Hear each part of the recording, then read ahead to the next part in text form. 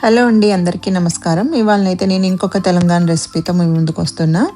ఇంక ఇయాలనైతే voice over గూడా తెలంగాణ లాంగ్వేజ్‌లోనే ఇస్తున్నా. ఇగ ఎట్లుందో జెప్పుండ్రి. మరి ఇంతకుముందుది మంచిగుందా? ఇగ ఈ వాయిస్ ఓవర్ మంచిగుందా గూడా జెప్పుండ్రి.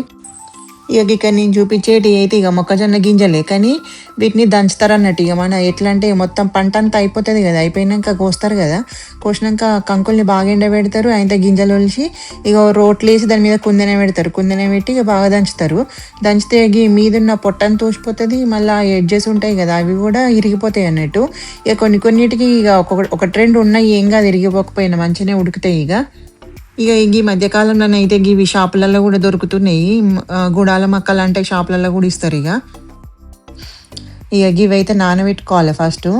అయితే వీటితోటి పాటు కొన్ని శనగలు కూడా నానబెట్టుకుంటాను. నల్ల శనగలు ఉంటాయి కదా అవి, మళ్ళీ చిక్కుడు గింజలు, ఎండిపోయిన చిక్కుడు గింజలు ఉంటాయి కదా అవి కూడా వేసుకుంటే మస్తు సూపర్ ఉంటుంది. కానీ ఇక నా దగ్గర అవి లేవు, మా అమ్మ అయితే అవి కూడా వేస్తుంది. ఈ శనగలున్ని ఇవి అయితే నానబెడుతున్నా. ఇవైతే 1.25 కప్పు తీసుకున్నా, శనగలు 1 కప్పు తీసుకొని నానబెట్టుకున్నా.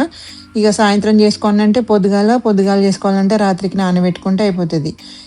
ఇక దీంట్లోకైతే 1 కప్పుకు 2 కప్పులు నీళ్ళు పోసుకోవాలి. ఇక్కడనైతే మొత్తం 4.5 కప్పుల నీళ్ళు పోసుకున్నా. అట్లనే 1 టీ స్పూన్ అంతా ఉప్పు వేసుకొని ఉడకబెట్టుకుంటున్నా.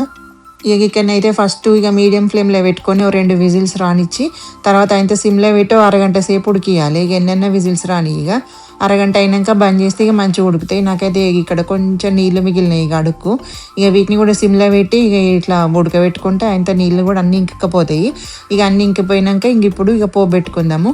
ఇక కొంచెం అంత నూనె వేసుకొని ఇక దానిలో జీలకర్ర, ఎల్లిపాయ, పచ్చిమిరపకాయలు సన్నగా కట్ చేసి వేసుకోండి. ఇక ఒక పెద్ద ఉల్లిగడ్డ వేసుకొని ఇక ఉప్పు వేసుకొని గోలించుకోవాలి. ఇక అల్లం వెల్లిపాయ ఆప్షనల్, నేను మళ్ళీ వేసిన కొంచెం అంతా.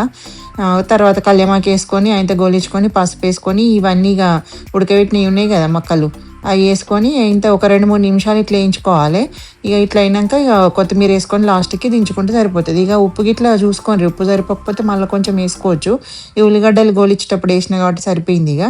ఇంకా లాస్ట్కి దీనిలో ఇక పచ్చి ఉల్లిగడ్డ, నిమ్మకాయ వండుకొని తింటే మస్తు సూపర్ ఉంటాయి. ఇక మీరు కూడా ట్రై చేయండి ఇక.